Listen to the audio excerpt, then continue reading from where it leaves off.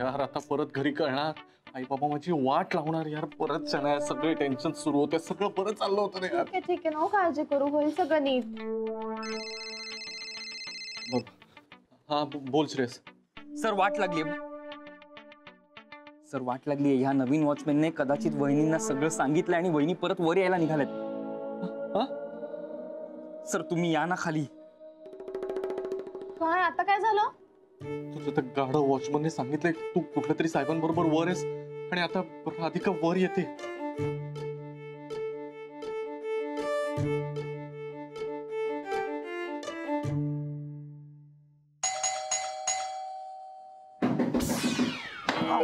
हळू लागलं का तुला? अगं नाही ग ठीक आहे मी थांब बघते मी करते काय तरी.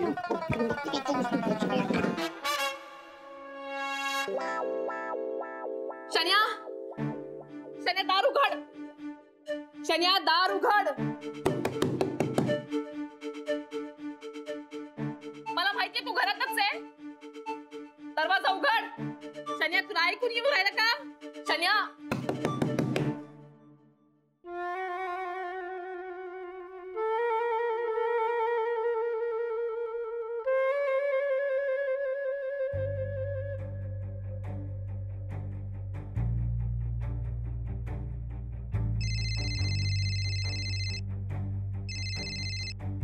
हॅलो.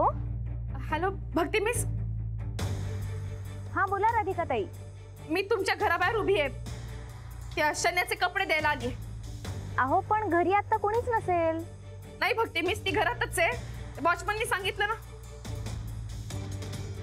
मग तुम्ही तिकडेच थांबा ना. ती आंघोळीला वगैरे गेली असेल. आता वॉचमननी सांगितलं ना शन्या घरातच आहे आणि कोणीतरी साहेब आहे आतमध्ये म्हणून. साहेब?